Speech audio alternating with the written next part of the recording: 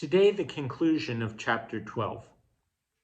And once more, a word about the translation. J.B. Phillips was trying to use what was in the 1950s modern current language.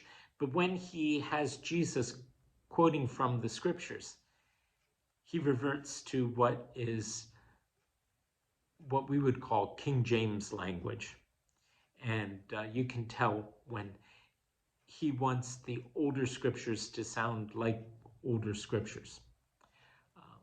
It's an interesting thing, that's all. Just an observation you'll hear here.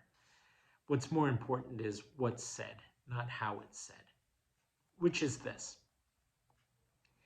Later, while Jesus was teaching in the temple, he remarked, "How can the scribes maintain that Christ is David's son? For David himself, inspired by the Holy Spirit, said, 'The Lord said unto my Lord, sit thou at my right hand, till I make thine enemies the footstool of thy feet.'"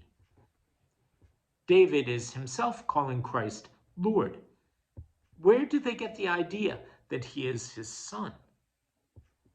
The vast crowd heard this with great delight, and Jesus continued in his teaching. Be on your guard against these scribes who love to walk about in long robes and to be greeted respectfully in public and to have the front seat at the synagogue and the best places at dinner parties. These are the men who grow fat on widows' property and cover up what they're doing by making lengthy prayers. They're only adding to the severity of their punishment.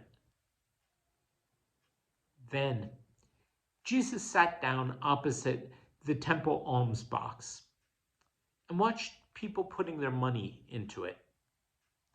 A great many rich people put in large sums. Then a poor widow came up and dropped in 2 little coins, worth together about a farthing.